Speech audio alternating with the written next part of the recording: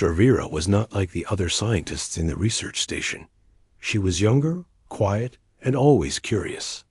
While most of her kind looked down on humans, she found them fascinating. Their skin, their eyes, the way they smiled, everything about them was strange but beautiful to her. She had never seen a human up close until now. Inside a quiet room on level 7, one human male sat in isolation.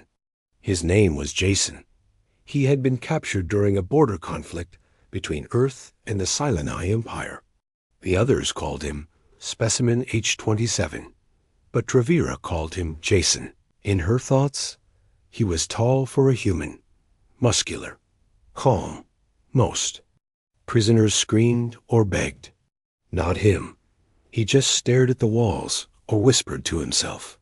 That silence made her curious. She told herself she was just doing her job. Just science. That night, the research station was quiet. Most lights dimmed. The other scientists had gone to rest. But Dravira stayed. Something inside her told her to go see Jason again. She walked down the empty hallway, her soft boots making no sound on the floor. Her tail twitched nervously behind her. As she reached his room, she looked around. No cameras. No guards. Just her and the locked door. Her fingers danced over the keypad. The door slid open with a soft hiss. Jason was lying on his side, facing the wall. His shirt was torn at the sleeve. His breathing was slow. He looked peaceful, almost like he was dreaming. She stepped inside. The room smelled strange like heat, skin, and something else she couldn't name. Something human. Dravira stood beside the bed, unsure why she came. She had no scanner, no tools. She only stared. Her eyes slowly traced the curve of his shoulder, the way his chest rose and fell. Do I feel warm? She thought. Then, without thinking, she reached out. Her fingers touched his skin. Just for a second. It was soft, warm, alive. Jason shifted in his sleep. His hand twitched as if trying to grab something. Dravira pulled her hand back quickly, but it was too late. A strange heat rushed through her arm, through her chest, into her heart. Her pupils widened. Her body reacted in ways she didn't understand. She stumbled back, confused. Jason opened his eyes. They stared at each other. Neither moved. Then he whispered, "Who are you?" Dravira didn't answer. She turned and ran. Heart racing, skin still warm from the touch. She reached her lab and locked the door behind her. Her breathing was uneven. She looked at her hand, the one that touched him. It still tingled. She sat at her station and ran a quick scan on herself. It was standard protocol after contact with any foreign being, but the screen began to blink. Red. Unknown changes detected in hormonal levels, the system said. Her hands trembled. She tried another scan deeper. Molecular. Unidentified genetic activity present.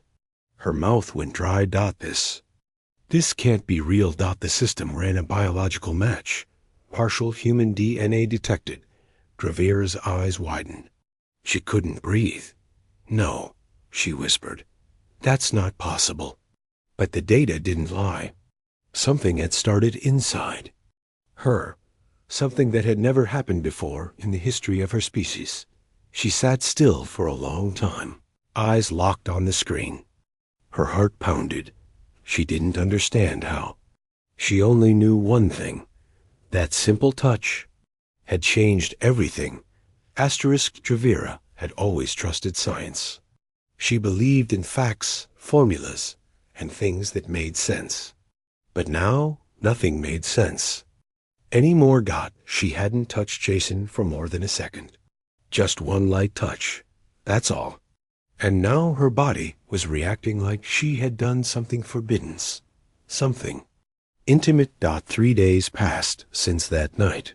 And every hour her symptoms got stranger. She couldn't sleep. Her heart would race for no reason. Her body felt warmer. Her tail moved on its own, restless. And worst of all, she kept thinking about him. Jason. His face, his voice, his skin. No, no. This is not normal, she whispered as she stood in front of the mirror in her private chamber. Her pale green skin looked slightly flushed. Her eyes glowed faintly, something that only happened during mating cycles. But that made no sense. She hadn't mated. She hadn't even kissed him.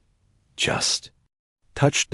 And now her belly felt strange, heavy, tight. She rushed to the medical scanner again. The machine beeped as it ran a deep biological scan. It paused, then gave an alert. Cell growth detected in lower abdomen. Life signs present. She blinked. Hard. Foreign DNA. Human hybrid structure confirmed. Her breath caught in her throat. No, she whispered, backing away. That can't happen. Our species aren't compatible. She tried to override the result, thinking it was an error. But the computer showed the same reading again, and again. There was life inside her. Tiny, new, alive. And part of it was Jason. She collapsed into her chair, covering her mouth. Fear and wonder mixed in her heart. What would the others say? Her people hated humans. They called them violent, weak, and dirty. If the council found out she was pregnant with human offspring, they might exile her, or worse. And Jason. He didn't even know. Suddenly, the door behind her beeped. She jumped. Dravira, came the cold voice of lead scientist Vioren. Your presence is required in the medical hall. Her hands trembled as she answered. I need a moment. You are summoned. Now. The medical hall was cold and bright. White lights hummed overhead. Two other scientists stood near a large monitor, showing scans of her body. She froze. They had found out. Vioran stared at her with flat eyes. You are carrying something unnatural. Dravira kept her voice calm. It may be a rare mutation.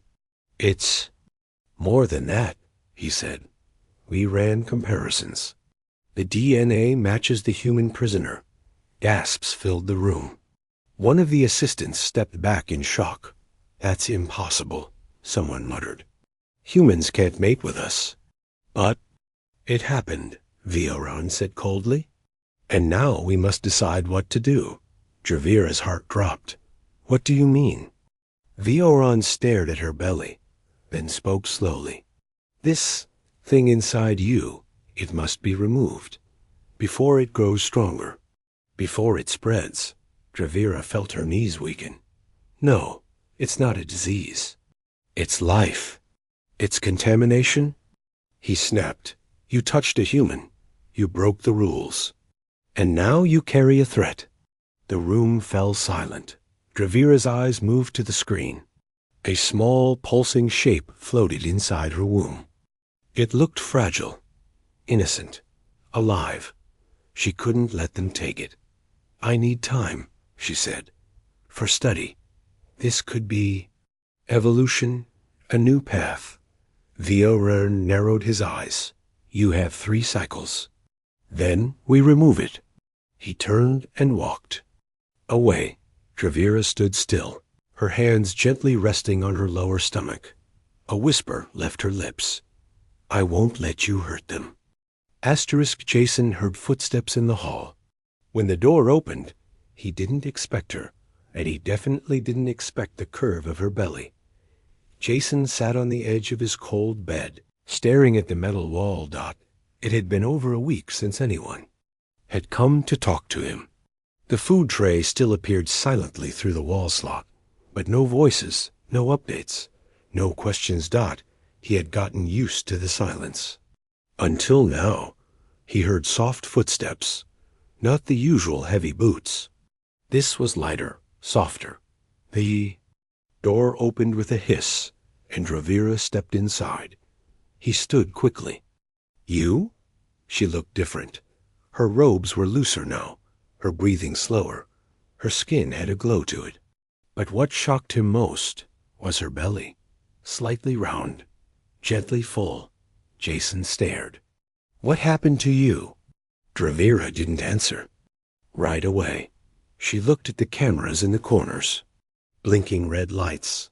Watching. Always watching. "I don't have long," she said softly. "They're monitoring us." Jason stepped forward, confused. Are you sick?" She looked him in the eyes.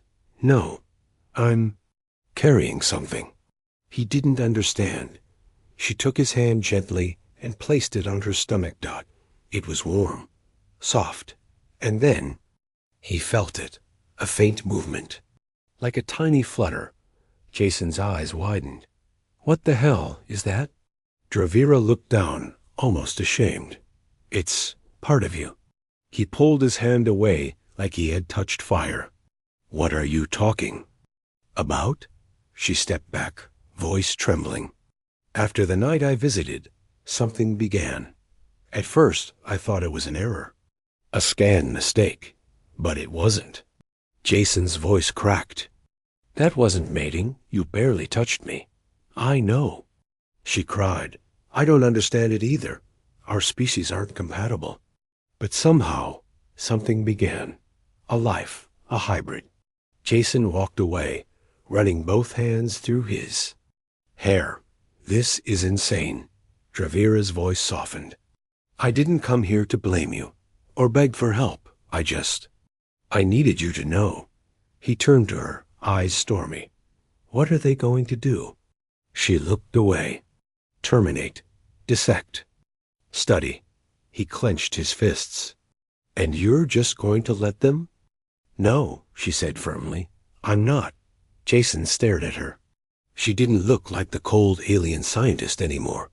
She looked like someone scared and strong at the same time. "I plan to run," she said. "Leave the station. Hide. With that?" He pointed to her belly. "With them," she corrected. "It's not just one. There's more." Jason sat down again, stunned. "And what do you want from me?" Dravira hesitated, then said, "Nothing, unless you want to come." Jason let out a bitter laugh. "I'm a prisoner. I can't walk out the door." "I know a way," she said. "I've planned for days. But I can't do it alone." Jason stood and stared into her glowing eyes. "You're serious?" She nodded, deadly serious. He looked down at her belly again. Inside, something with his blood was growing. He took a deep breath. "You're risking everything for this?" She gave a weak smile. "It started with curiosity. Now, it's my family." Jason's heart beat faster. Something inside him, maybe instinct, maybe guilt, maybe something else told him this was no longer just her problem, Dot. It was their problem. "Now, all right," he said. "Tell me the plan." The council's voice rang through the chamber. "Terminate the hybrid. Erase the shame." Dravira held her belly, her eyes cold now. "Then you'll have to erase me too." The council chamber was silent until it wasn't.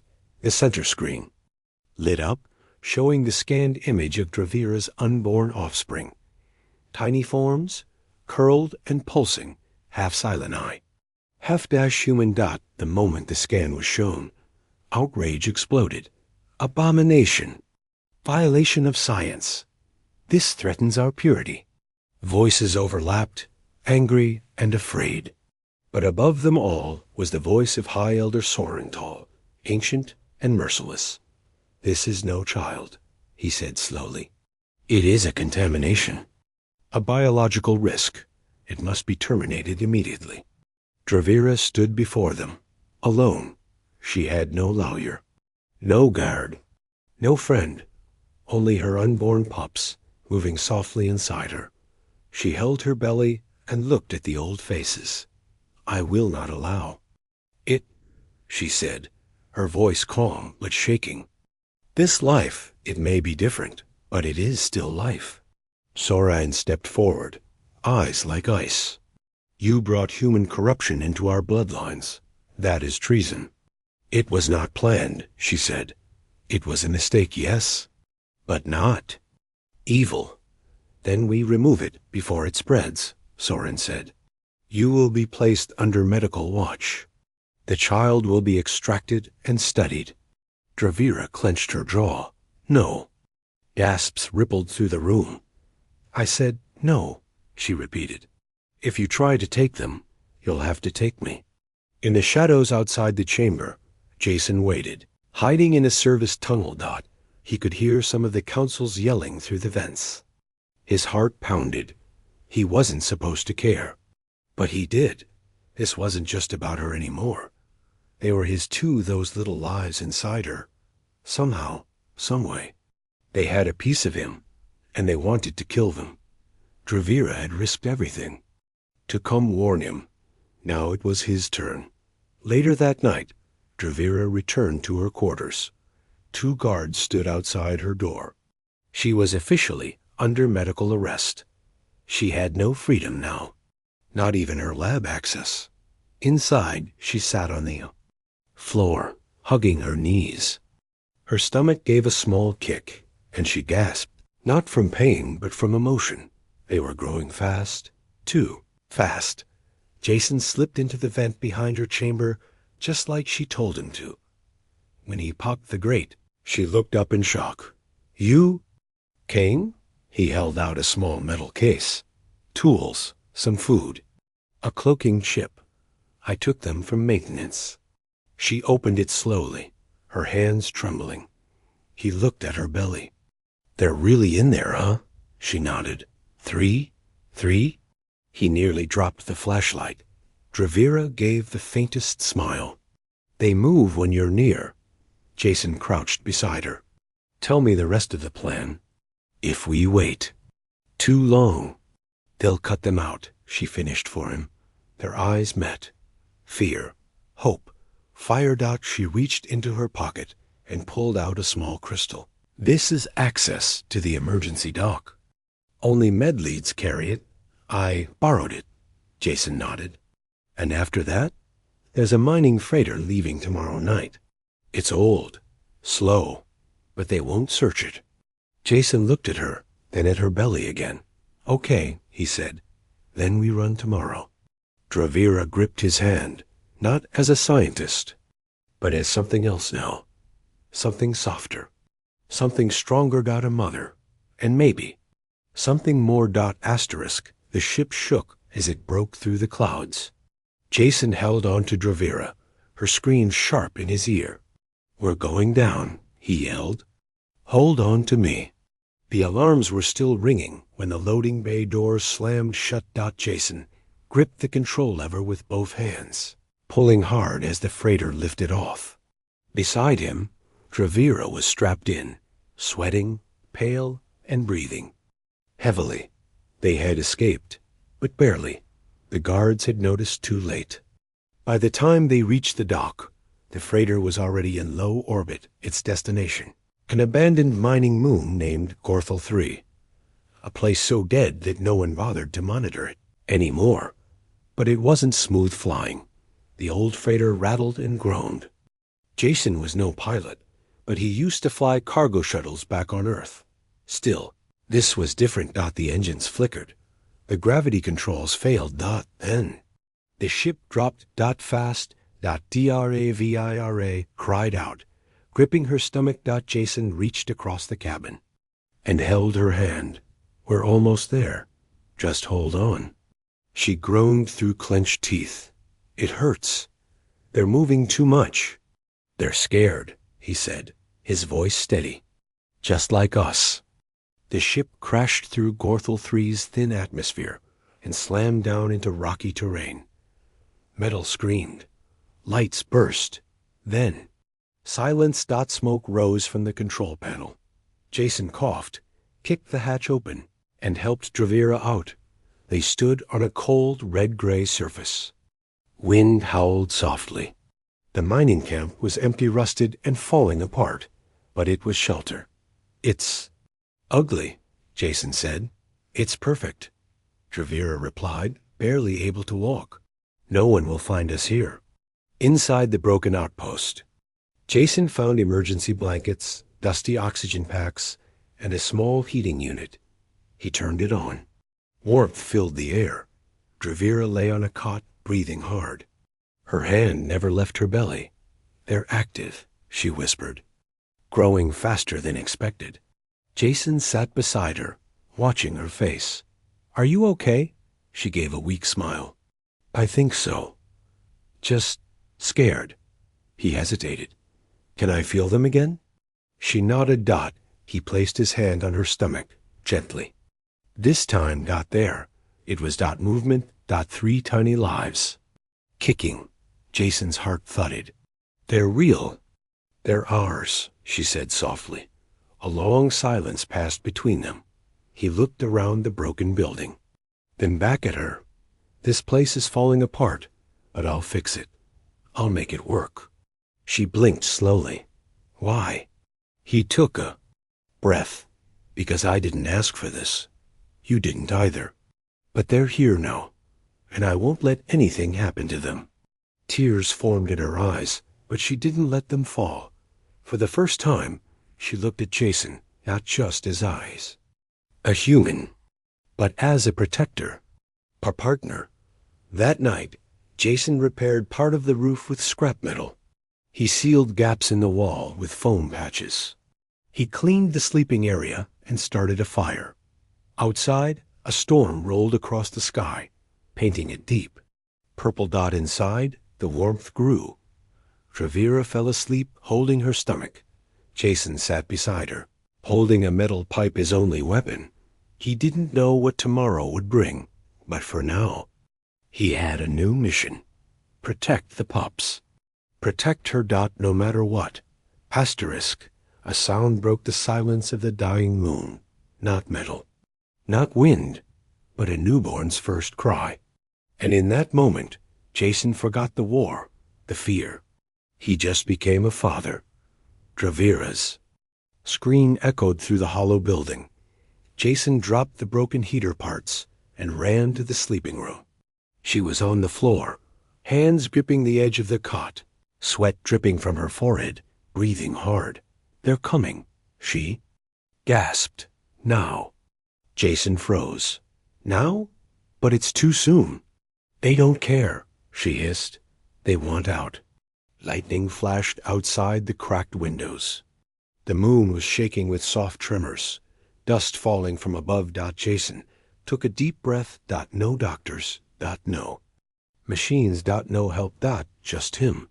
He found blankets, a sharp tool for cutting, and warm water he had boiled earlier. His hands trembled, but he pushed the fear aside.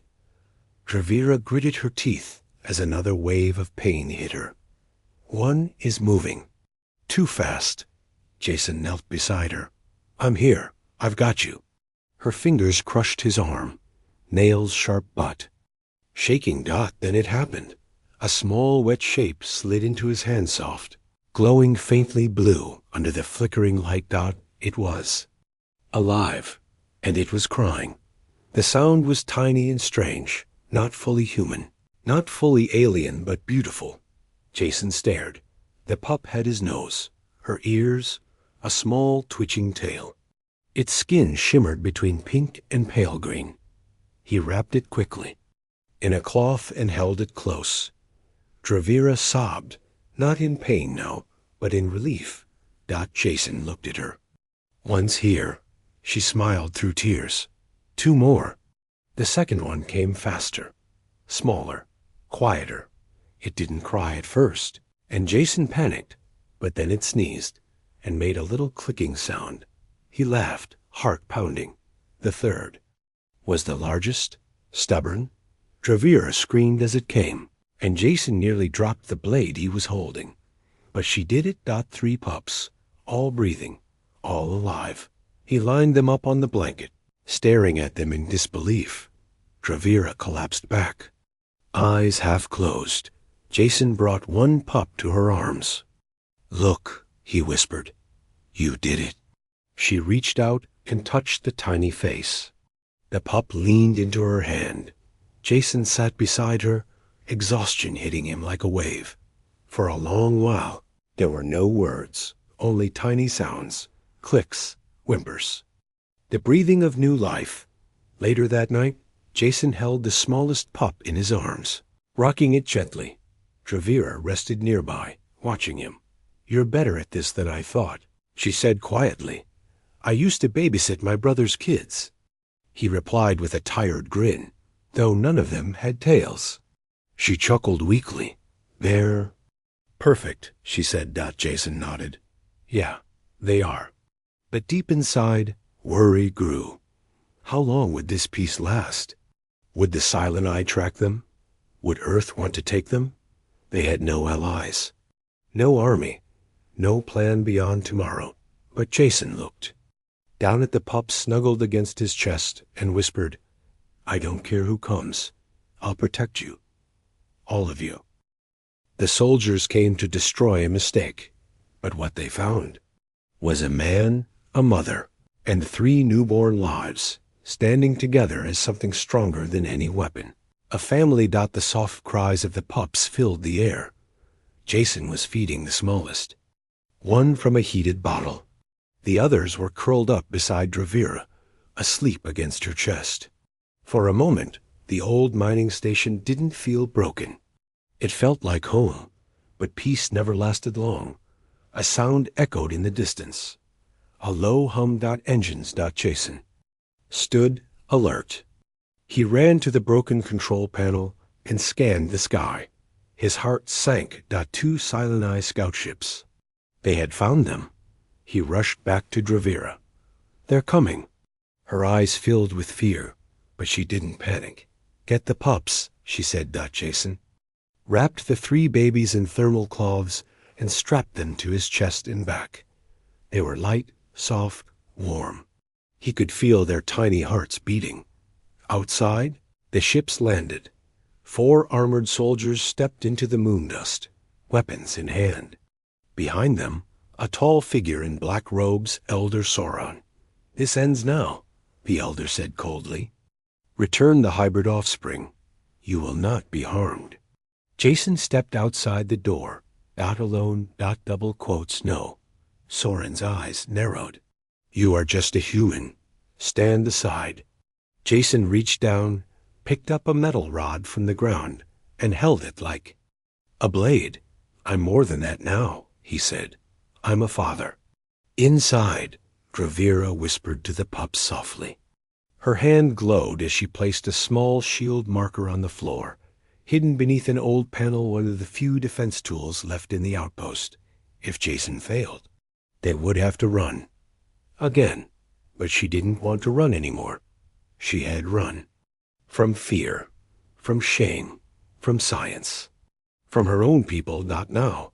She stood and stepped outside beside Jason. Her voice rang out.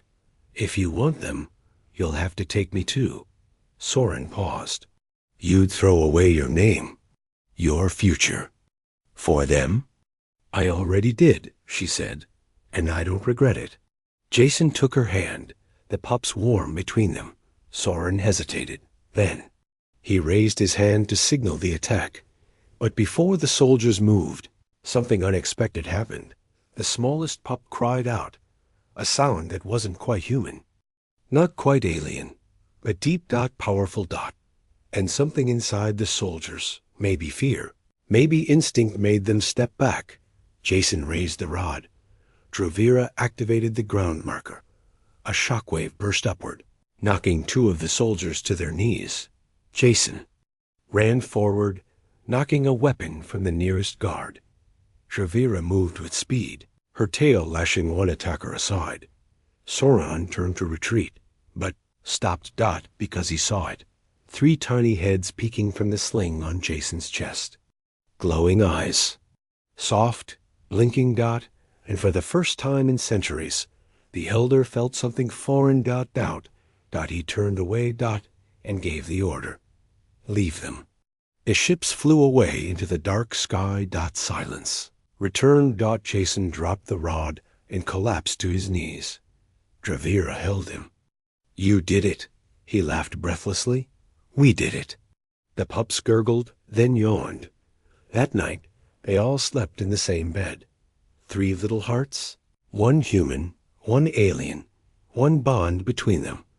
And as Dravira rested her head on Jason's shoulder, she whispered, "It started as curiosity."